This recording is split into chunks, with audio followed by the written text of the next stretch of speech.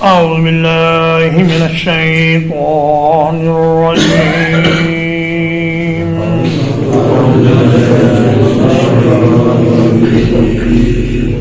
كذلك ما أتى الذين من قبلهم من رسول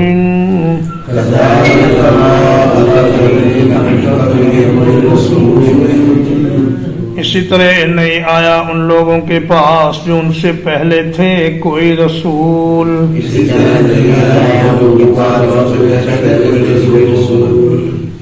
الا قالوا ساحر او مجنون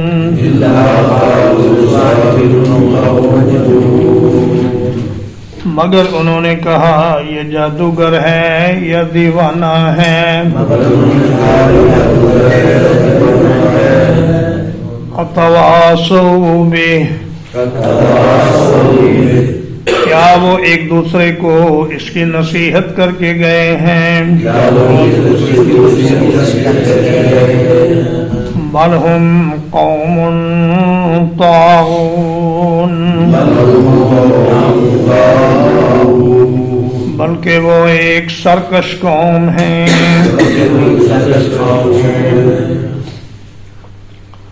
فرمایا اے میرے حبیب صلی اللہ علیہ وسلم آپ دل برداشتہ نہ ہوں یہ پہلی بار نہیں ہوا کہ کوئی رسول آئے اور قوم سے جادوگر اور دیوانہ کہے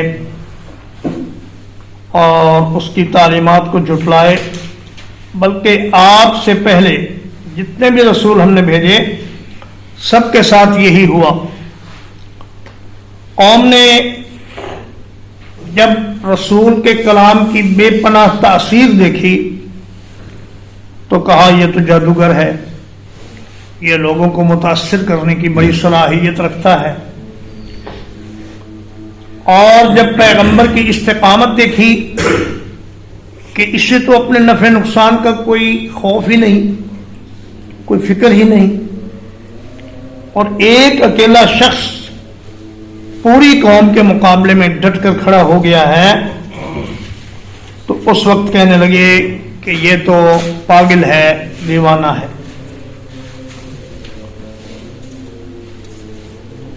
فرمایا یہ تمام لوگوں کا وتیرہ رہا ہے آپ کے ساتھ بھی یہی ہوگا اس لیے آپ پریشان نہ ہوں ان کی یہ باتیں صبر و سکون سے اور استقامت سے سنتے رہیں اور اللہ کے دین پر مضبوطی سے قائم رہیں اور اس کو لوگوں تک پہنچائیں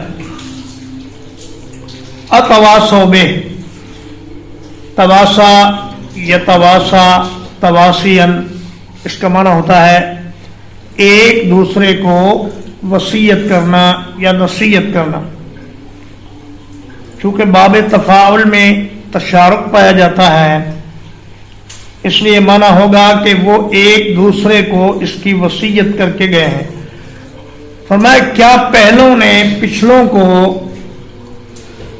یہ کہہ کر وفات پائی تھی کہ اگر تمہارے پاس رسول آ جائے تو تم اسے جادوگر اور پاگل کہنا پھر خود ہی فرمایا کہ نہیں ایسا تو ممکن نہیں تھا کیونکہ تباہ ہونے والی اقوام کے درمیان مدتوں کا فاصلہ ہے اور علاقے بھی مختلف تھے اس لیے انہوں نے ایک دوسرے کو نصیحت تو نہیں کی لیکن ان سب کی فطرت ایک جیسی تھی پہلے بھی سرکش تھے اور پچھلے بھی سرکش تھے تو سارے سرکشوں نے ایک ہی بات کہی جو پہلوں نے کہا وہی پچھلوں نے کہا کہ یہ رسول تو جادوگر ہے اور دیوانہ ہے فَتَوَلَّ عَنْهُمْ فَمَا أَنْتَ بِمَلُومٍ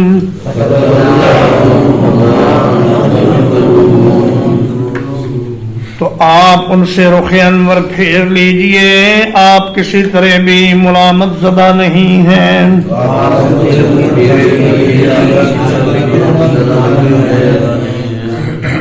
وَذَكِّرْ فَإِنَّ الذِّكْرَىٰ تَنفَعُ الْمُؤْمِنِينَ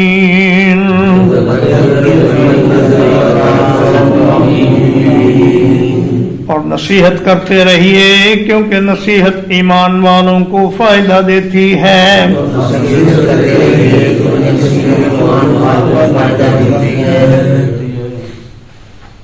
فرمایا اے میرے حبیب صلی اللہ علیہ وسلم آپ ان کی طرف سے توجہ ہٹا لیجئے اور ان کی فکر کرنا چھوڑ دیجئے۔ آپ کے ذمے جو کام تھا وہ آپ نے کر دیا، اب آپ پر کوئی ملامت نہیں۔ آپ کے ذمے تھا پہنچانا، وہ آپ نے بطریق احسن پہنچا دیا۔ اب کوئی مانے یا نہ مانے یہ اس کی اپنی قسمت ہے، اور آپ سے یہ سوال نہیں ہوگا کہ قوم آپ کی دعوت پر ایمان کیوں نہیں لائی اور انہوں نے لبیک کیوں نہیں کہا۔ فرمایا فما انت بملوم، آپ پر کوئی ملامت نہیں۔ وذکر فإن الذکریٰ تنفع المؤمنین، لیکن منہ پھیر لینے کا مطلب یہ نہیں کہ آپ ان کو نصیحت کرنا بھی چھوڑ دیں۔ فرمایا باوجود ان کی طرف سے توجہ ہٹانے کے آپ نے ان کو نصیحت کرتے رہنا ہے، اس لیے کہ آپ کو نہیں پتا کہ کون مسلمان ہونے والا ہے اور کون کفر و شرک پہ مرنے والا ہے۔ تو ان سعید روحوں کی تلاش میں آپ دعوت اور تبلیغ کا سلسلہ جاری رکھیے۔ تذکیر کا معنی نصیحت کرنا بھی اور نصیحت قبول کرنا بھی۔ فرمایا آپ یہ سلسلہ نصیحت والا جاری رکھیں، اس سے اچھی فطرت والوں کو فائدہ ہوتا ہے۔ وہ لوگ جن کی قسمت میں ایمان ہے وہ آپ کی دعوت پر لبیک کہیں گے۔ وَمَا خَلَقْتُ الْجِنَّ وَالْإِنسَ إِلَّا لِيَعْبُدُونَ،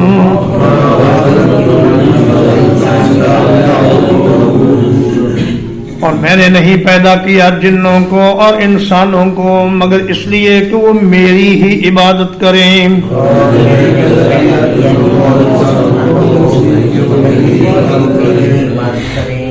ما اريد منهم من رزق، میں ان سے کوئی روزی کموانا نہیں چاہتا۔ وما اريد ان يطعمون، اور نہ میں یہ چاہتا ہوں کہ وہ مجھے کھلایا کریں۔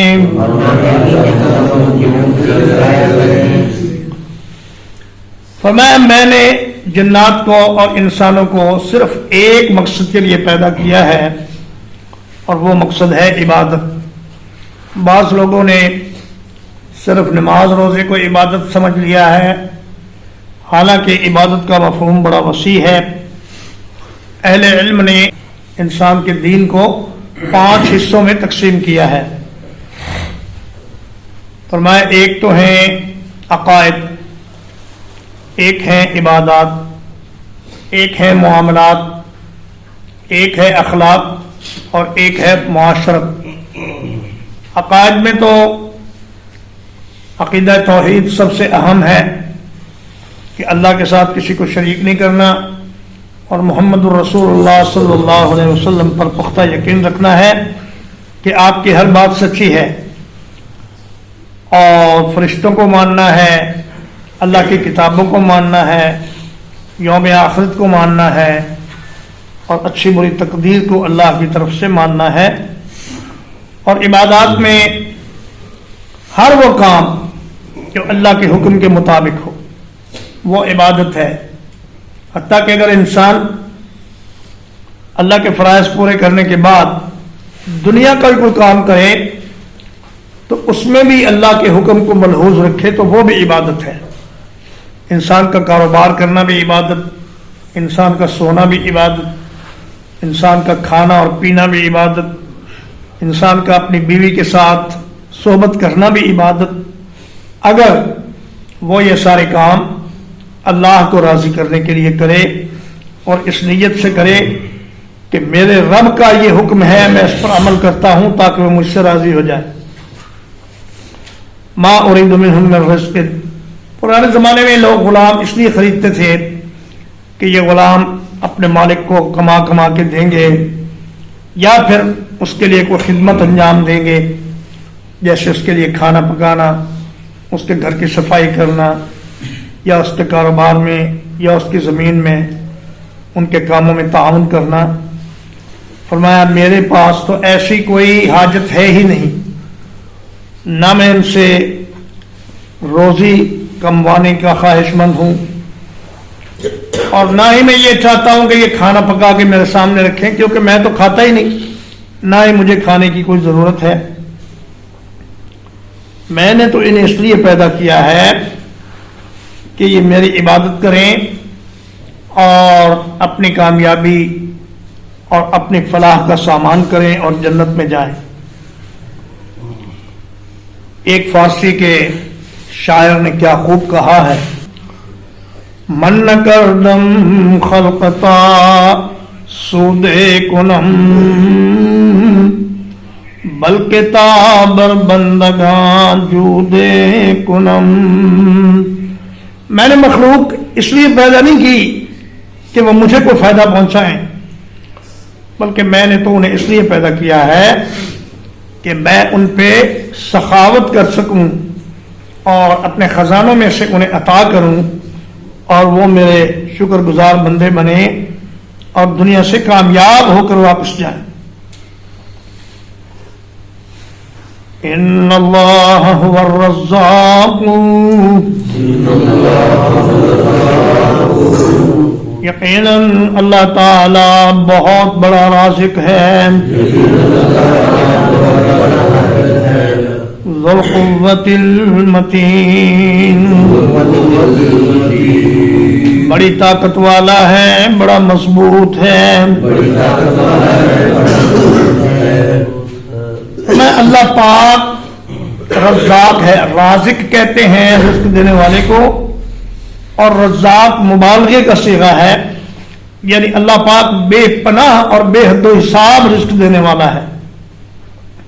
وہ بڑی طاقت والا ہے، بڑی قوت والا ہے، وہ جو چاہے کر سکتا ہے، اور وہ بڑا مضبوط ہے، کوئی اس کو کسی کام پر مجبور نہیں کر سکتا، اور نہ ہی جو کام وہ کرنا چاہے اس سے کوئی اسے روک سکتا ہے۔ فَإِنَّ لِلَّذِينَ ظَلَمُوا ذَنُوبًا،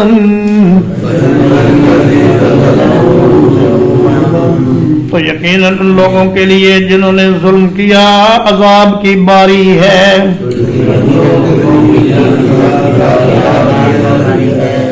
مثل ذنوب اصحابہم، جس طرح ان کے ساتھیوں کے لیے عذاب کی باریاں تھیں۔ فلا یستعجلون، تو وہ مجھ سے جلدی نہ کریں۔ فویل للذین کفروا، تو بڑی ہلاکت ہے ان لوگوں کے لیے جنہوں نے کفر کیا۔ من یومہم الذی یوعدون، اس دن کی وجہ سے جس کا ان سے وعدہ کیا جاتا ہے۔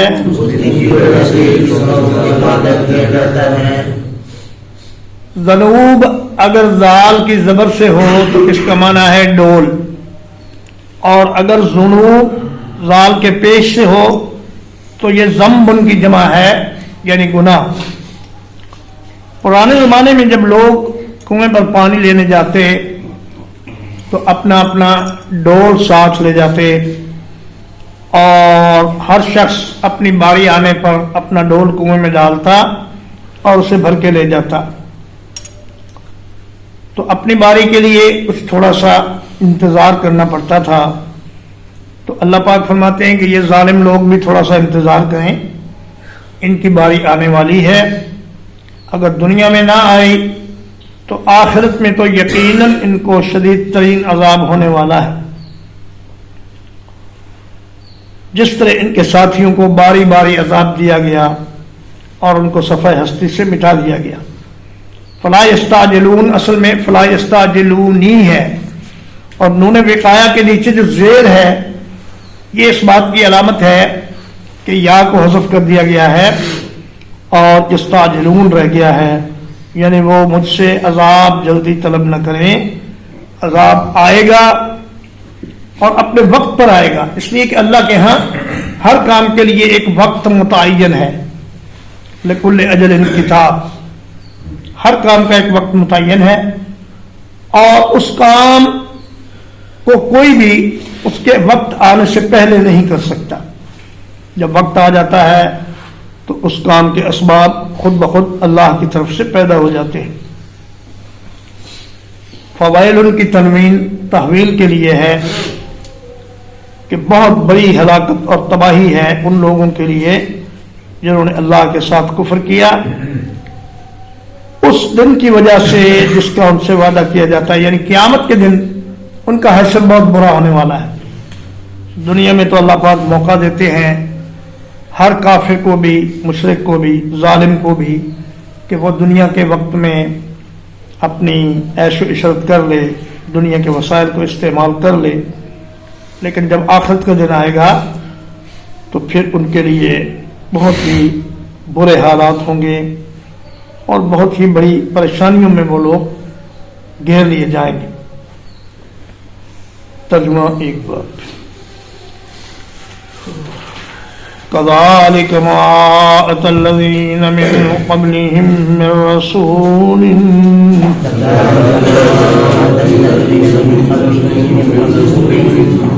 اسی طرح نہیں آیا ان لوگوں کے پاس جو ان سے پہلے تھے کوئی بھی رسول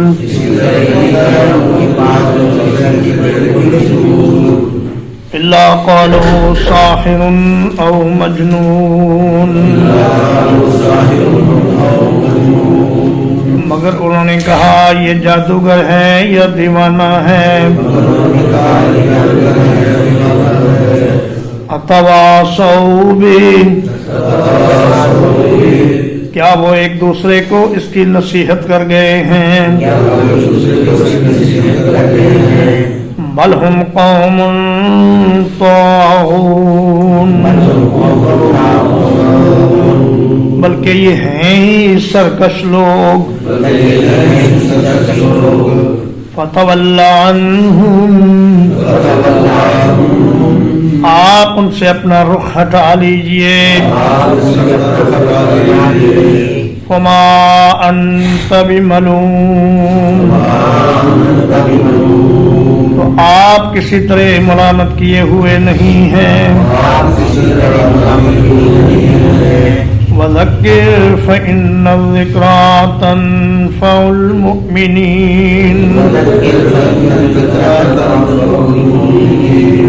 اور نصیحت کرتے رہیے اس لیے کہ نصیحت ایمان والوں کو فائدہ دیتی ہے.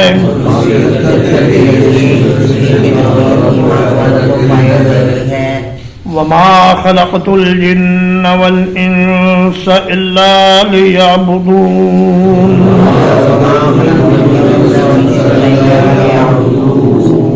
اور میں نے انسانوں جنوں کو نہیں پیدا کیا مگر اپنی عبادت کے لیے.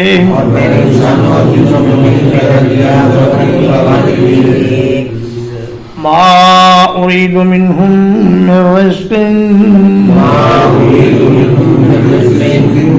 میں ان سے کوئی روزی نہیں چاہتا. وما اريد ان يطعمون، اور نہ میں یہ چاہتا ہوں کہ وہ مجھے کھلایا کریں. ان اللہ هو الرزاق، بلا شبہ اللہ تعالی ہی بے حد رزق دینے والا ہے.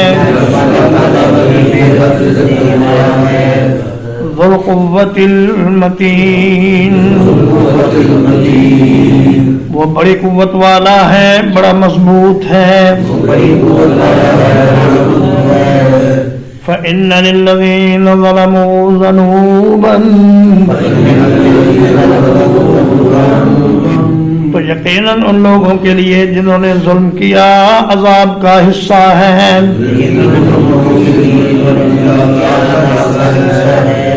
مثل ذنوب اصحابہم جیسا ان کے ساتھیوں کے لیے حصے تھے. فلا یستعجلون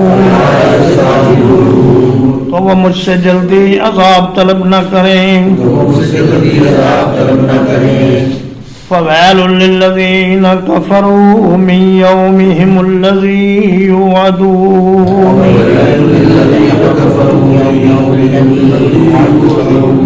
تو بڑی ہلاکت ہے ان لوگوں کے لیے جنہوں نے کفر کیا اس دن کے باعث جس کا ان سے وعدہ کیا جاتا ہے.